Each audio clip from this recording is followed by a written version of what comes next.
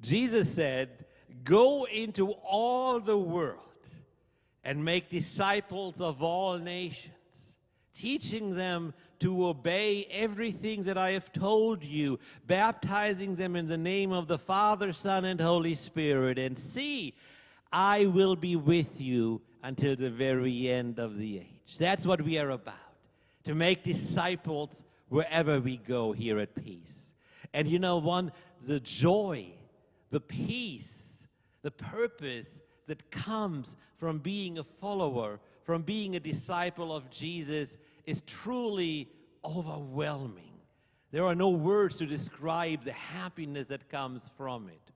Now, here at Peace, we understand that one key part of being a disciple of Jesus is to serve. Not just to serve the people around us, but to serve the community that God has made us a part of here at Fort Myers. So at Peace, we challenge everyone to join the movement and to embrace the community of Fort Myers and the call of God, and to commit and dedicate 2 days each month to serving the community. And we want to give you specific opportunities to do so. We want this to be more than just a generic idea. And so we are here at Peace welcoming and building relationships with organizations that are working on the ground, that are making a difference, that are truly being a light for people. And we do so with the hope that you will come and serve in those places. Today, it is truly great, Fran, to have you here. You are part of Hope Hospice here in Fort Myers. And I just had the opportunity, I think 3 or 4 weeks ago or so, to visit a parishioner at Hope Hospice, and I was just very impressed with everything I saw. And we also have our very own Vicki Carlson with us. Vicki is our parish nurse and director of wellness ministries, and truly touching lives and making a difference here at Peace. So thank you very much for taking this time out this afternoon. Fran, why don't you tell us a little bit about what is Hope Hospice doing? What are you guys all about? Well, Hope Hospice, I've been with Hope Hospice for 17 years. That's a long time. Long time, yes. I'm with the volunteer department a little over 10 years, working with volunteers in the community who come into Hope Hospice. Most of our volunteers, average age of the volunteers, 70 years old. Most of them have had some experience with hospice and are looking to give back. So they come into Hope, they work with patients, they work in the office. Our biggest need right now are for volunteers to work with patients in their own private homes, in our care centers, in skilled nursing facilities and assisted living facilities. There's many opportunities that they can work with. But the volunteers are a big, big part of Hope, and we couldn't do it without volunteers. They say that the volunteers are the heart of Hope. Correct me if I'm wrong, Fran. My understanding of hospice is a patient in hospice has been diagnosed with a terminal illness. That's That correct. is correct. Yeah. And the decision has been made by the families or the caretakers to no longer seek a cure from that illness, but to make life as comfortable, pain-free, a quality of life for whatever time this person has left in this world. Is my understanding of that correct? That's exactly correct. When they come and be enrolled in hospice, that's the decision that they make, that the patient usually has 6 months or less. Okay. And they do give up all on, medications. They are now going to be comfortable in hospice care. And we're not only there for the patient, but as well as the family. Right. To do whatever we can to make the patient comfortable and to be there for the family. So the only medication that are still given in hospice is for pain management, is that correct? Morphine, yeah, morphine for the pain. For the pain, okay. Yeah. So a volunteer in the pain, in the hospice program, especially someone who is directly working with a patient, has to be comfortable with knowing this person is on his or her way out of this world. Yes, they do. And like I said, most of them have had some experience, whether it be with their own family members. A lot of them are retired nurses that worked in the medical field.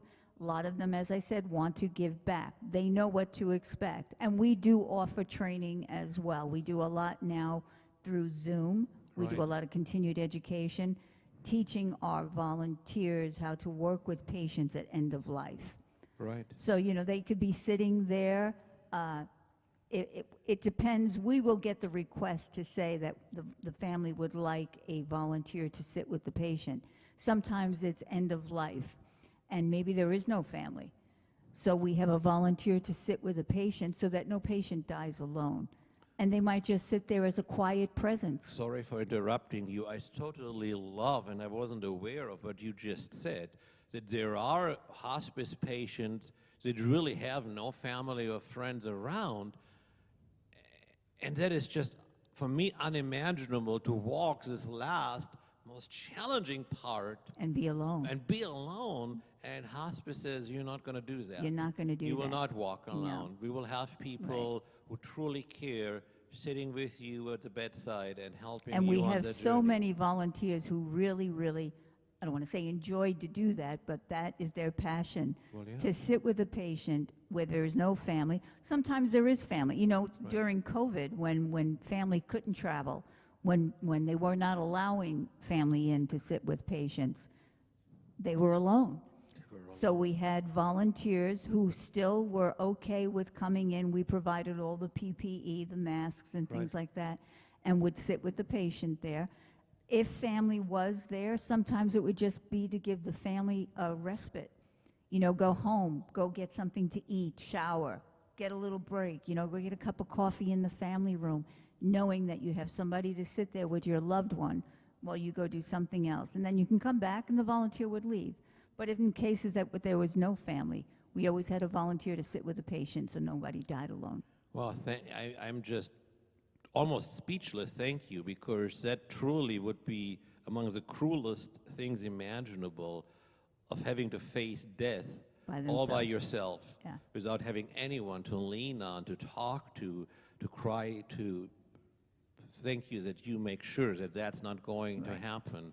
And even if it's just like I said, the volunteer would sit there quietly, just as a quiet presence, Yeah. or to themselves in prayer, Yeah. or reading out loud Bible verses. Right. Or if we found out that the patient loved music, they'd have the TV on with some music, and again, just to sit there as a quiet presence. Right, right.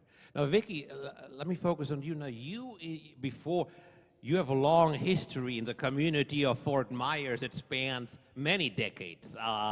And as part of that history, before you came to Peace, at some point you were working with or for hospice. Is that correct? If I remember this right, you mentioned this, or you were volunteering for hospice I was volunteering in North Carolina. in North Carolina.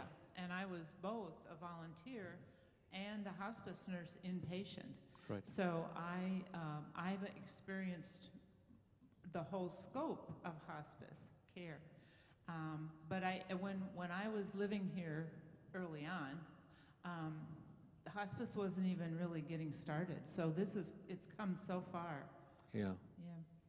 You know, what impressed me, now, let me back off, Fran. One of the things you mentioned is, so hospice is not just a hospice care center next to Health Park here in Fort Myers. It's also in-home Yes. nursing homes, so it happens in many different places, hospice care. Yes, we have patients that are patients and can stay in their home, and our staff goes into the patient's home.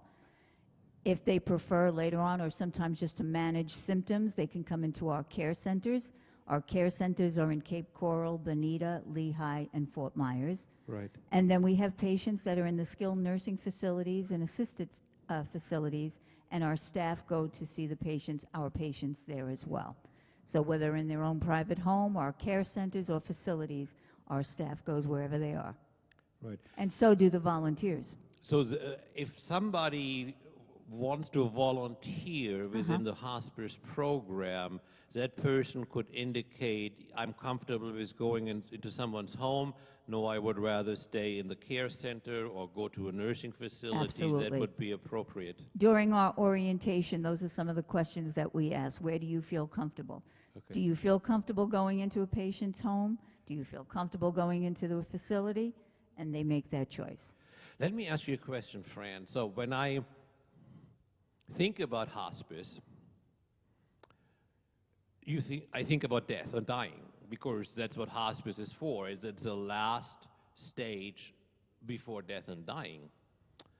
Volunteering it, what would you say to someone who say, I'm kind of afraid of death and dying, and I don't want to be around that?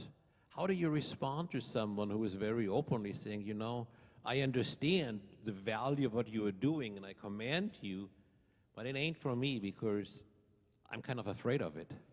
Well, when volunteers come in to be a volunteer at hospice, they sort of already know that idea. But I do have to correct you to say that, yes, hospice, many people think that hospice is all about death and dying. But we do have many patients that come into our care centers and at times are there just to manage their pain. Yeah. And then they go home. I did not know that. They're home, not home heaven. Right. Home. No, I got that. I got that. That part I got. Yeah. Yes. Our nurses, our staff, our doctors, they do manage their pains, they get them well, and they're able then to go back home. So, and the same thing in the facilities. It's not always, it could be sometimes longer than 6 months that a patient is with us. They can be with us for some time. Right. It's not always about death and dying. That is interesting to know. So, so a person, while hospice and death and dying are somewhat connected, it is Yes. not. It's not the same thing. It's inevitable. Right. It's inevitable, but it doesn't always happen. It doesn't always Doesn't always happen. And we do have volunteers that come in and see a patient in a care center for a week or two, and then they'll come back and they'll say, gee, I haven't seen the patient in room 2 there. Right. Did they die? And I go, no, they went home. They went home. They went home. That Yeah. must have been just an elating Yes. experience for that person to hear that. Yes. Wow. I mentioned this, Vicky, to you when I visited at the care center next to a health park here in town, our parishioner, and I checked into, the care center, showed my ID and all of that stuff, and then walked, and I was just amazed. There was such a feeling of serenity and peace. And it wasn't like the panicked fear, oh my God, death is around the next corner, better watch out. It truly was a feeling of, this is a place of peace. Strangely, this is a place of hope, even though death is inevitable, as we all know, but it still felt this way. How do you create a place of hope, of peace, of purpose, even though the pink elephant is quite clear, death will occur sooner or later? I think all of our care centers, as you mentioned when you walk in, they want it to feel like home. Yeah. Like, a patient is not in their home, but we want it to feel like home. So each patient is in their own private room. They have their own little lanai outside. You don't see all the wires and the machines and the beeps and all the noise from all the machines. So we try to make it as homey and comfortable for the patient and for the family that come in. And then again, we have volunteers that come in. A couple of times during the week, we have volunteers who bake cookies and bring them in and refreshments. They'll walk up and down the corridor and offer the family. And if the patient, sometimes we have patients that are in the care center that are there just for respite stay. Yeah. So that we have families that may have had to go back up north and they need some place to have their loved one. And they're a hospice patient. They come to our facility, our care center. They're able to stay with us for 5 days. They're able to sit up in a chair or a wheelchair or go into our family room. Sometimes we have volunteers who come in and play instruments. I have a gentleman who plays the accordion, woman who plays the piano, and a volunteer will get them in their wheelchair, bring them into the family room. They have some cookies and refreshments. So we really try to make our care centers feel like home. Wow. And it certainly felt that way when I walked out. I said, that was not what I expected. It didn't feel like a hospital. It didn't feel like, better watch out, death is coming. Right. It truly felt peaceful. It is. And that was a positive surprise for me when I walked away from the building. Vicky, let me ask you, you volunteered within hospice programs for many times. Can you kind of give us a highlight of a couple of experiences that stand out for you as you were kind of, part of that, not of the system, but as part of a hospice program as a volunteer? As a volunteer, what my story is, my mom was on hospice, and she went from palliative, and then when she finally passed, we had a hospice nurse come into the care center she was at. And so, but when I also worked in hospice as a nurse, I couldn't get rid of hospice. It was in my soul. So I had to go back as a volunteer. So my job as a volunteer was to work the front desk on Saturday evenings from 6 to 9, greeting people when they came in to see the residents. And so it kind of gets in your soul. That's the only way I know how to describe it. Yeah. It's a good feeling. It's a good feeling, like you felt the peace that was there. That's every day, 24/7. That's incredible, because the challenge is obvious. You were dealing with the one experience that is the most final and traumatic, and still there is that peace, that joy. It is truly a place of the Holy Spirit being present. Fran, before I ask you about a couple of specific, as I said, my hope is with these interviews to throw out a couple of specific opportunities for volunteers to say, hey, this is something we want, if you're interested, this is something we want you to consider doing. Mm-hmm. But before I go into this now, hospice care, all these different levels, they are usually covered by health insurance, Medicare, or how is that being paid for? It is health insurance, Medicare, Medicaid, sometimes private insurance, yes. Okay, but it is part of the normal, so to speak, insurance coverage. And hospice does not turn anybody away. They do not turn anyone away. So even a person who says, I don't have insurance that would pay for it, a homeless person would not be turned away. Yes. I so much appreciate what you said. I think I heard this before, and I wanted this to stand out. You will not be turned away from hospice. Will not be turned away. This is not like for the ones who have the means. We make you feel comfortable. This is for everyone. Right. That is amazing.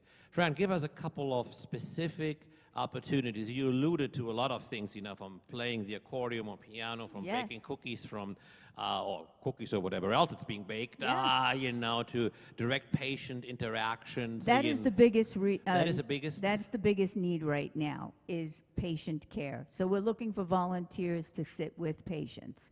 And by sitting with patients, like I said, it could be just a quiet presence. We have some Alzheimer's and dementia patients. Sometimes they're in the homes with those patients, to give the caregiver, the spouse, a break while they go out and run some errands. Yes. Our volunteers do not feed patients unless in our care centers, and that's with special training. Right. But if they're in the homes or in the skilled nursing facilities, it could be, again, just, they're putting them in the wheelchair, they're taking them outside, they're reading the newspaper to them, current events, they're doing crafts. We've got music, and we have a volunteer craft club that we're starting now over in the Fort Myers area, where volunteers are going to get together once a week, make little crafts for the holidays to bring into the patients over at the care center. So things like that. Sitting with the patients, doing transportation for families or for patients. Like I said, patients who might be able to get into a wheelchair or walk with a walker or a cane, but still would like to go out and go shopping. They can take them, transport them to the store, bring them back. Or our volunteers can do the grocery shopping themselves and then just bring it to the patient. So there's many opportunities, sitting with patients, transportation. We have a children's program where volunteers are needed. The children need transportation back and forth to the doctor's appointments. They're taking children, they're putting the parents. So the child is on hospice care. That's what children on that hospice would be a challenge. Yeah. And they need transport as well, or helping out, different fundraisers, special events that we have. We have a pet program. Oh, you're speaking to my heart. I love pets. We have a pet program where we have volunteer pets who go in and visit with the patients as well. And they go into the care centers, they go into our facilities or into a private home. And then we have a pet program where volunteers would help assist the patients. You know, sometimes the patients will put their care off because they have a pet and they know if something happens, what's going to happen to their pet. Yes. So volunteers, we look for volunteers to help assist with walking, changing the cat litter, maybe bringing the animal to the veterinarian for services, Right. different things like that. Like I said, music therapy, art therapy, massage therapy that our massage therapist goes into.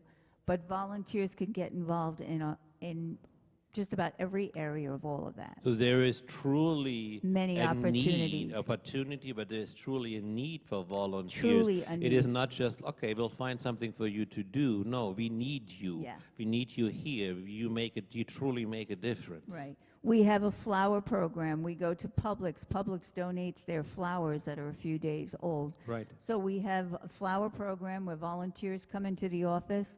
They set up beautiful flower vases and bring them over to the patients in the care center. So there's things like that. The baking of the cookies. Around the holidays, that office where I work in Fort Myers smells like a bakery all day long. Tempting. Cookies are baking all day long, and the staff then bring them out to the facilities, to the other facilities and patients out there where they're going. Wow. I'm just very impressed with how widespread, the needs is, and truly, I mean, whatever a person's passion and giftedness is, you will make a difference. It's not just, hey, come, we'll figure something out. It's come, you will truly make a difference in someone's life. Absolutely. We also have a program called our Valor Program for our veterans. I'm the volunteer coordinator for that. Yes. And our volunteer veterans could be men and women, veterans and veteran supporters. And when a patient is enrolled in hospice, we ask if they're a veteran. And then if they would like, our volunteer veterans and veteran supporters, they do a presentation to thank them for their service. Wow. So we need volunteers in that area as well. Just impressive. My last question for you, Fran, when you mentioned, one-on-one care with a patient, you don't need to be a trained counselor, right? No, I mean, but you can. Yeah, no, you don't have to be a trained counselor. But like I said, we offer a lot of continued education classes for that on Alzheimer's, dementia, end of life. We have doulas. You've heard of birthing doulas. We have end-of-life doulas, and they get a little bit more specific in training because they are with the patient from the beginning of their journey to the end of their journey. Okay. So they're a little bit different. I mean, all our volunteers can be with that patient the whole journey, but the doula is a little bit more involved with the patient. There might not be any family, so they're more involved with that patient. Wow.